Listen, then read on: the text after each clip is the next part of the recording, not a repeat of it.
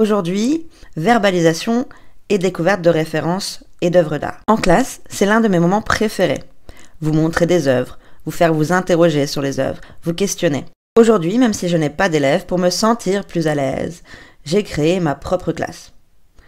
Vu que c'est la mienne, j'y mets ce que je veux. Aujourd'hui, les chaises resteront vides, mais pas les cerveaux.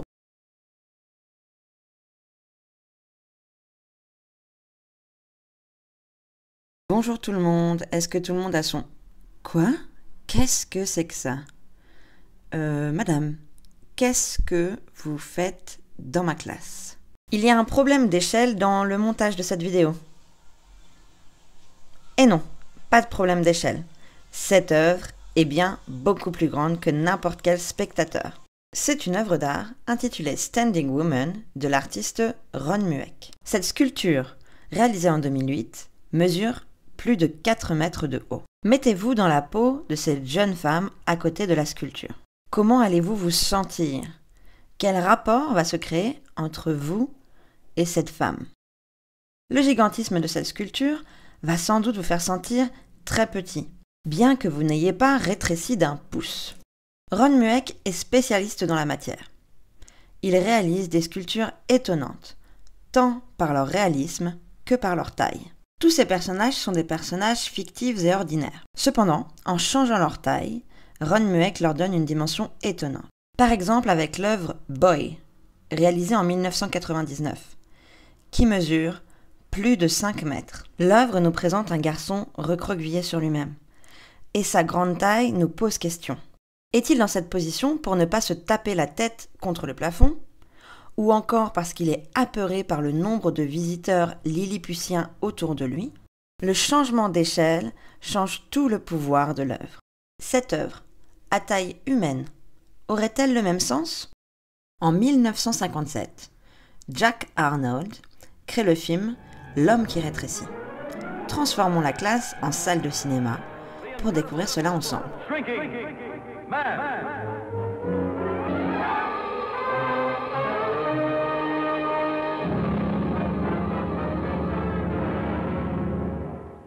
You are getting smaller.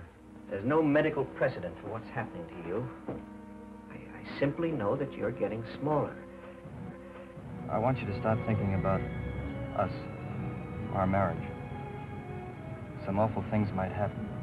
As long as you've got this wedding ring on, you've got me.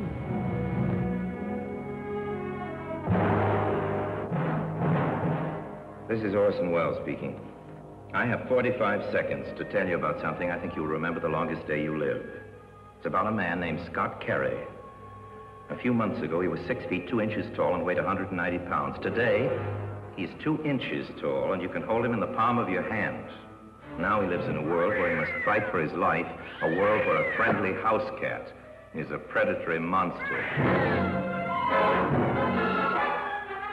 Incredible because it's almost beyond imagining. Incredible because every hour he gets smaller and smaller. Incredible because every moment the terror mounts.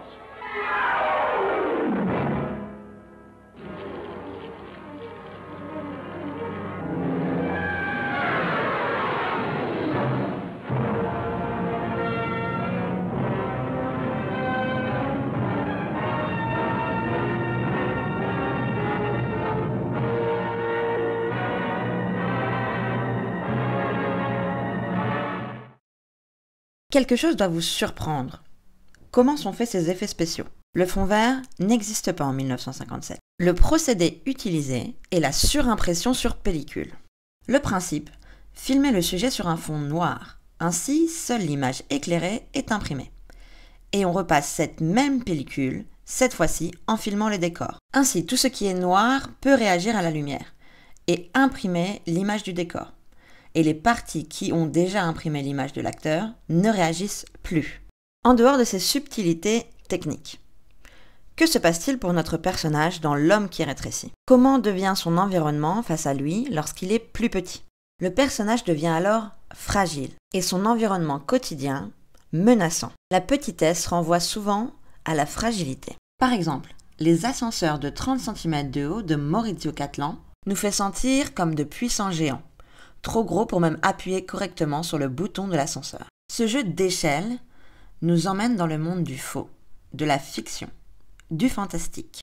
Mais qu'est-ce que la notion d'échelle exactement? Donc c'est le rapport entre les dimensions réelles d'un objet, donc un bâtiment, un paysage ou même un être humain, et celle de sa représentation. Et c'est la comparaison qui va permettre d'évaluer l'ordre de grandeur. Par exemple, prenez cette œuvre de Ron Mueck. Vue seule, nous n'arrivons pas à savoir sa taille. Grâce à cette photo où nous voyons un spectateur, nous pouvons établir le rapport à l'échelle humaine.